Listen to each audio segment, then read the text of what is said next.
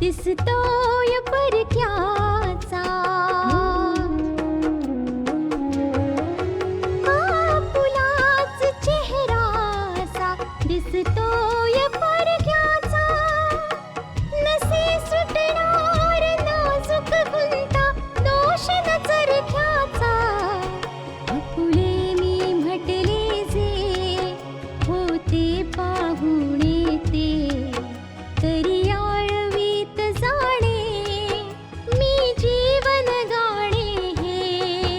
रेखा ही भाग्याची, रेखा ही भाग्याची, रेखा ही भाग्याची, रेखा ही भाग्याची.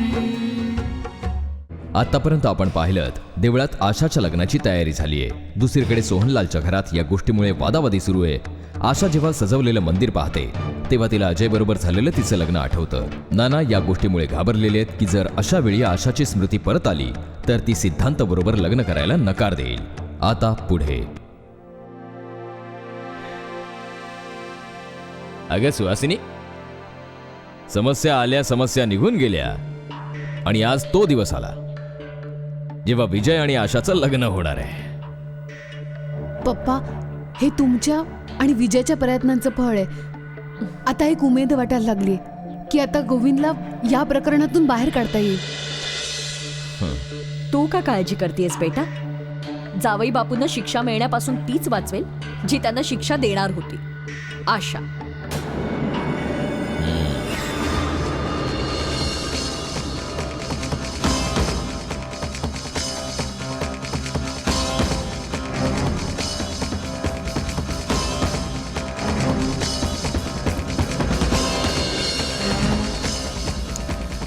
शाबास बाळा, शाबास. ज्या गोष्टीचा निश्चय केला होतास अखेर ती गोष्ट पूर्ण केलीसच तू. विजयचं अभिनंदन तर या गोष्टीसाठी केलं पाहिजे की खरं का नसे ना विजयचं लग्न तर आहे. हो रिधिमा, हे मात्र अगदी बरोबर आहे तुझं. मला तर समजत नाहीये की या लग्नात खोटं काय. तो भटजी मंत्र म्हणेल ते खरे, ज्या अग्निभोवती फेरे घेतले जातील तेही खरेच, आशाच्या गळ्यात जे मंगळसूत्र घातलं जाईल तेही खरंच असेल.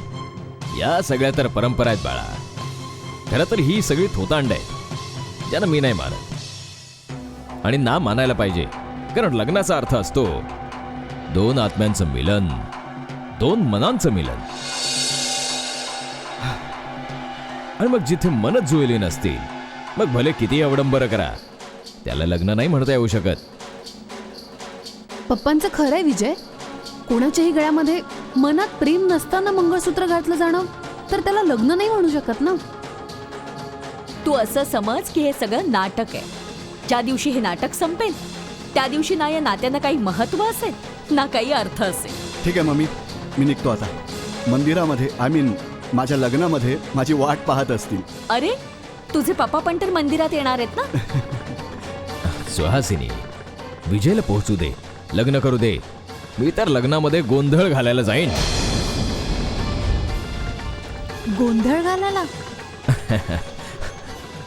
हो मग लग्नाला तर नक्कीच जायचंय, पण जर लग्न लागताना पोहोचलो तर लग्न थांबेल.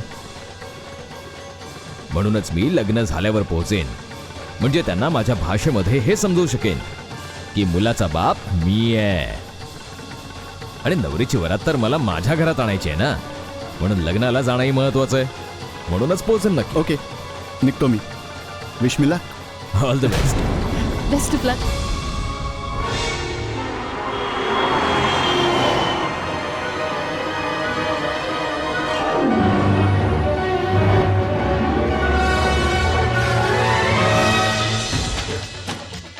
माते, सगळे म्हणतात की ही माझ्यासाठी खूप आनंदाची गोष्ट आहे.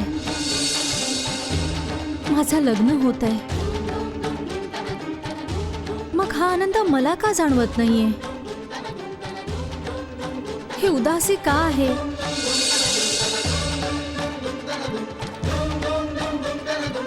मला काही आठवत नाहीये. फक्त एक पुसटचं चित्र आहे. माझ्या मनाला खूप त्रास होतोय त्याचा. मला नाही माहित बरोबर काय आहे, चूक काय आहे.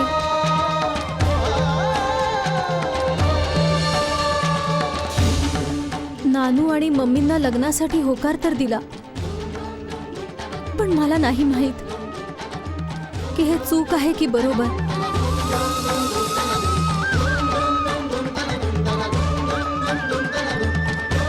आता सगळं तुझ्या हातात आहे. तू जो निर्णय घेशील तेच होईल.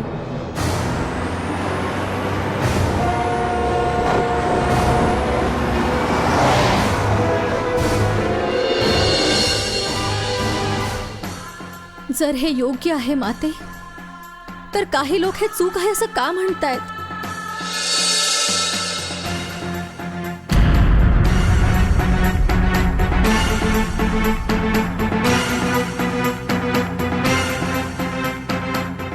माझे पप्पा आणि त्या घरचे लोक या लग्नामध्ये यासाठी सहभागी नाही झाले कारण त्यांना वाटते की हे चुकीचं आहे.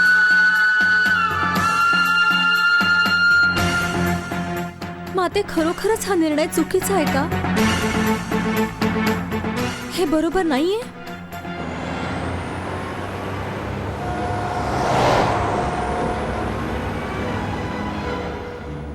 लग्नाची सगळी तयारी झालीये. आता मी या लग्नाला नकार नाही देऊ शकत. जो तुझा निर्णय असेल मी तो स्वीकार करेन.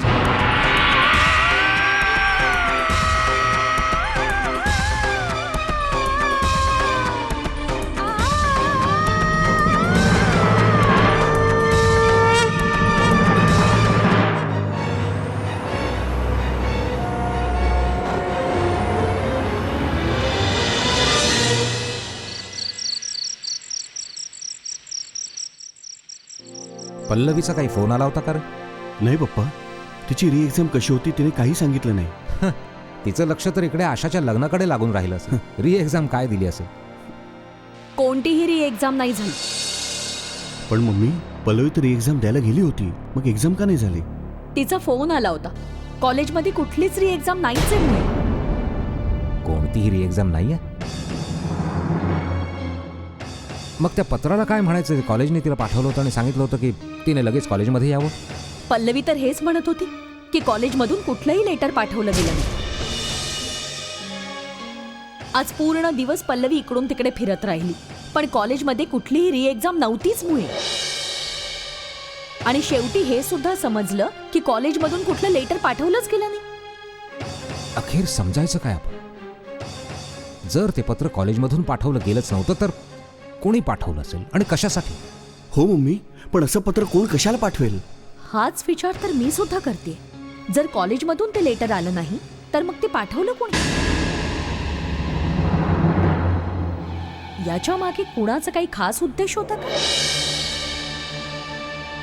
याच्या मागे उद्देश तर एकच दिसून येतोय की कोणीतरी असं आहे ज्याला आजच्या दिवशी पल्लवीला या शहरापासून लांब पाठवायचं होतं.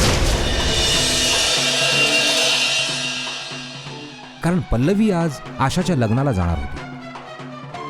म्हणजे कोणीतरी असं आहे ज्याला असं नाही वाटत की त्याने या लग्नाला जावं. तुमचा इशारा माझ्याकडे तर नाहीये ना? कारण माझीच इच्छा नव्हती की कुणीही माझ्या कुटुंबातला सदस्य आशाच्या लग्नामध्ये सहभागी व्हावा. नाही गायत्री, मी तर हा विचार करतोय की तू सोडून आणखी कोण असं असू शकतं ज्याला पल्लवीला आशाच्या लग्नाला जाऊ द्यायचं नाही. कोणीतरी या. रेखा ही भाग्याची.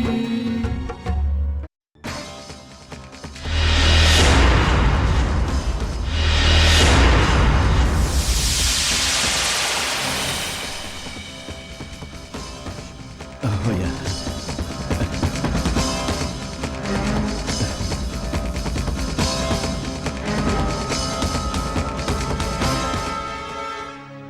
अरे सुखी राहा बेटा.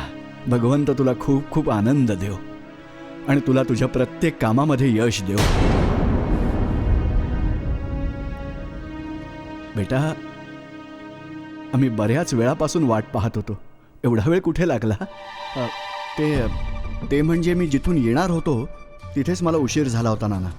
त्याशिवाय माहीत नाही का सारखा सारखा पप्पांचा फोन येत होता आणि ते मला घरी यायला सांगत होते. ते घरी यायला का सांगत होते बेटा? माहीत नाही नाना. मला वाटतं की कदाचित त्यांना संशय तर नाही ना आला माझा,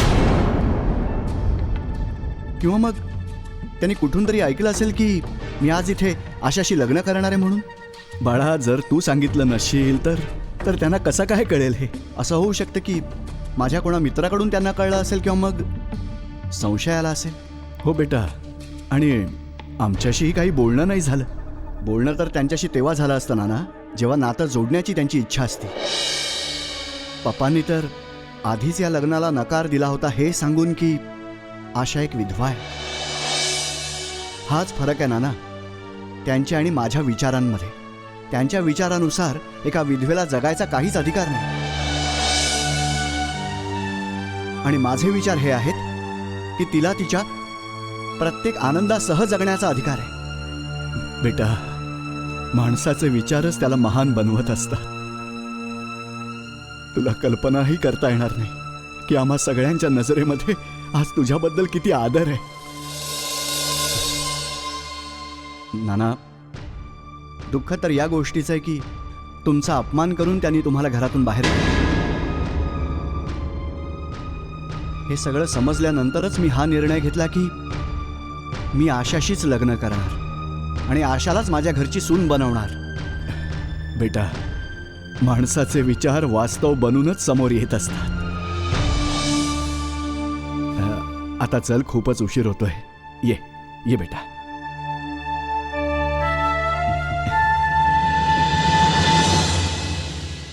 ये बेटा ये. गुरुजी सिद्धांत. नमस्कार गुरुजी. सुखी राहा बाळा. ये बस. बस बेटा, नाहीतर मुहूर्त टळायचा. पण नाना, आशा कुठे? ती पण येतच असेल बेटा. आणि काही विधी असे असतात जे मुलीच्या शिवाय करायचे असतात. बस बस. मी आलो हा गुरुजी. हॅलो.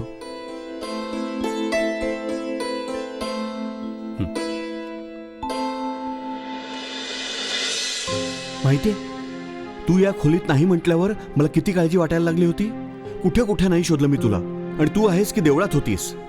दादा, अरे एकटं बसून अस्वस्थ वाटत होतं. अच्छा म्हणूनच देवी मातेशी बोलायला गेले होते. अच्छा, देवी मातेशी बोलायला.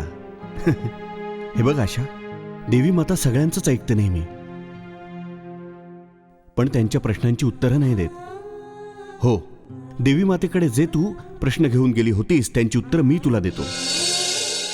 हे बघ आशा, इथे जे काही घडतंय ते सगळं योग्यच घडतंय, आणि ज्यांना हे अयोग्य ठरवायचंय ना ते स्वतः चुकीचे आहेत.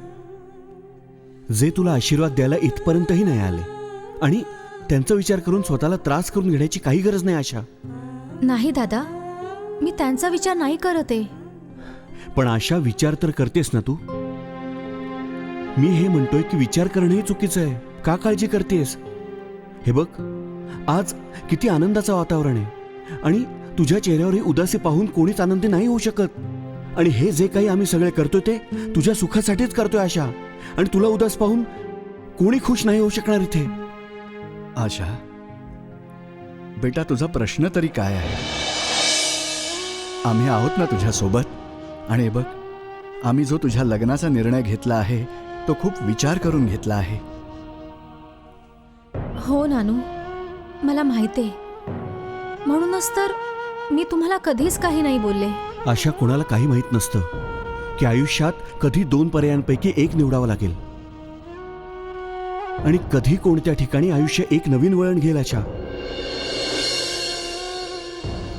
आणि कधी कोणत्या नवीनच रस्त्याने वाटचाल करावी लागेल. तू बरोबर बोललास बेटा. आयुष्यात आम्ही कधीच विचार केला नव्हता जे आज आमच्या समोर आहे. हो नाना, किती नाव होतं आशाचं. मला पण ऐकून किती गर्व वाटायचा. आशा या शहरातील मोठी वकील म्हणवली जायची. काय काय नव्हतं तिच्या जीवनामध्ये. बस एका वादळामुळे सगळा आनंद विस्कटून गेला. बेटा, जर तुझी स्मृती कायम राहिली असती ना, तर आम्ही इतक्या घाईने तुझ्या लग्नाचा निर्णय घेतला नसता. तेव्हा मग कमीत कमी तू तुझी वकिली तरी करू शकली असतीस ना. तुझा वेळ तरी गेला असता. पण बेटा, स्मृती गेल्यामुळे तर तू तुझी वकिलीही करू शकत नाहीयेस. आणि जीवन या 2 मार्गांसमोर येऊन थांबून गेलाय बघ. म्हणूनच आम्ही सगळ्यांनी तुझ्या लग्नाचा निर्णय घेतलाय. तुला या निर्णयाचं दुःख नाही वाटतं का मा बेटा? हे जीवन आहे आणि हाच जीवनाचा नियम सुद्धा आहे. आशिष बेटा, सिद्धांत आलेला आहे, पण तो चुकून मंगळसूत्र विसरलाय. तू जा आणि मंगळसूत्र घेऊन ये. हो नाना, मी घेऊन येतो. बेटा, मी कामिनीला पाठवतो, तेव्हा तू मंडपात ये. हा, तसंही गुरुजींनी लग्नाचे विधी सुरू केलेले आहेत. येतो मी.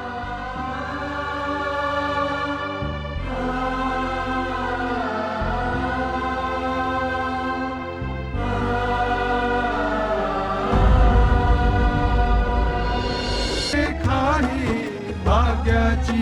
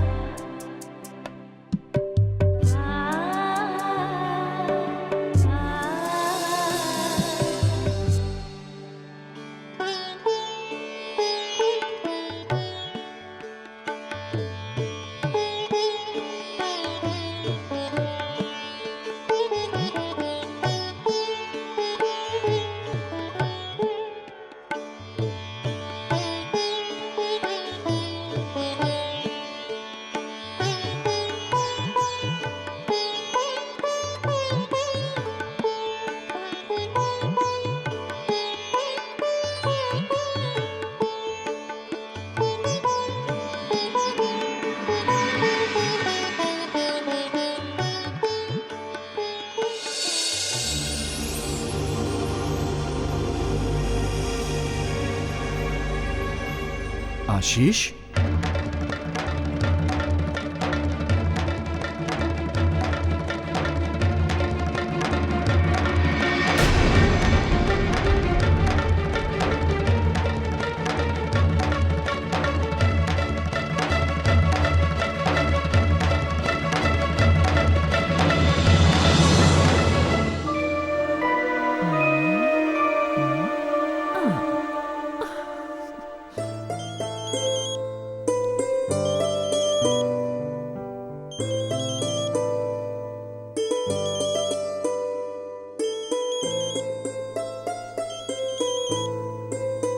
हॅलो. हॅलो, तुम्ही कामिनी देवी बोलताय ना? हो, बोलते. तुमच्या सुनेचं लग्न तुम्हीच ठरवलंयत ना? हो, पण आपण कोण बोलताय? मी सुहासिनी बोलतेय, त्या सिद्धांतची आई ज्याच्याबरोबर तुम्हाला तुमच्या सुनेचं लग्न लावून द्यायचं. तुम्ही स्वतःला एक समाजसेविका म्हणवता आणि तुम्ही असं काम करताय? मी एक समाजसेविकाच आहे आणि मी तेच काम करते जे समाज आणि समाजात राहणाऱ्या लोकांच्या हिताचं असेल. सगळ्यात आधी तर तुम्ही मला हे सांगा की मी जे ऐकलंय ते खरं आहे का? की माझा मुलगा सिद्धांत सोबत तुम्ही तुमच्या सुनेचं लग्न करू इच्छिताय?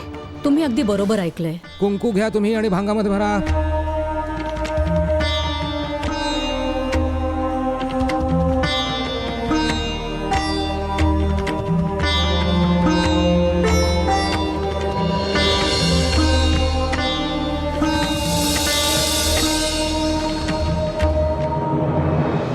रेखा ही भाग्याची. सिद्धांत आजच्या काळातला मुलगा आहे आणि त्याचे विचार खरोखरच खूप मॉडर्न आहेत. तसे या देशामध्ये अजूनही काही लोक आहेत ज्यांचे विचार इतके रूढीवादी आणि जुने आहेत की त्यांच्यामुळे समाज पिछाडीवर चाललाय. पण तुमचा मुलगा खरोखरच एक चांगल्या विचारांचा मुलगा आहे. आणि हो, एक गोष्ट आणखी, हे रूढीवादी विचार कोणाचं तरी आयुष्य उद्ध्वस्त नक्कीच करू शकतात, पण आबाद कधीच नाही करू शकणार. तुम्ही माझ्यावर आरोप करताय. आरोप नाही, मी तर फक्त सत्य बोलून दाखवते. नाहीतर कोणीही माणूस एका वयस्कर माणसाला आपल्या घरातून इतका अपमान करून कसं काय पाठवू शकतो, मी तर विचारही नाही करू शकत. ओ, तर या गोष्टीचा बदला घेण्यासाठी तुम्ही हे करताय, हो ना?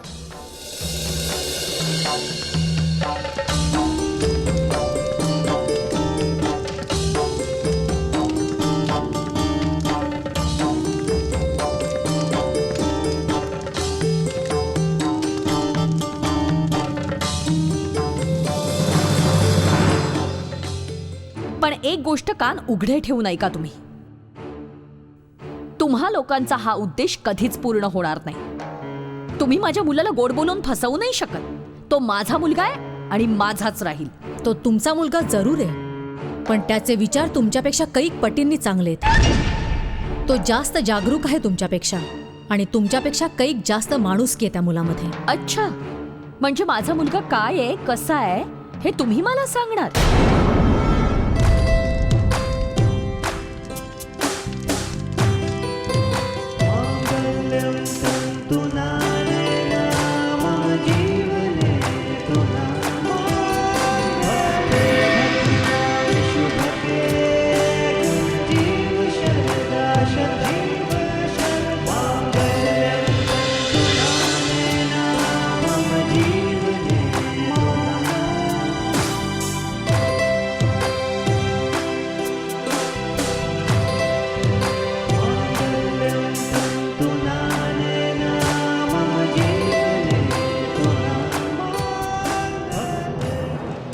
माझ्या मुलाला जाळ्यात ओढून तुम्ही त्याला माझ्या विरुद्ध उभं करताय. धिक्कार आहे, धिक्कार आहे तुमच्या अशी समाजसेविका असण्याचा. धिक्कार माझा नाही, धिक्कार तर तुमच्यासारख्या माणसांचा आहे, जी आपल्या पुढे कोणाचाही विचार नाही करू शकत, जी फक्त आणि फक्त आपला फायदा आणि स्वार्थ बघतात. मला हे माहिती आहे पप्पा की तुम्ही सगळ्या आशाला इतक्या सहजासहजी नाही आपलं मानलं. म्हणून आशाला राहण्यासाठी मी एक घर भाड्याने घेतलं आहे.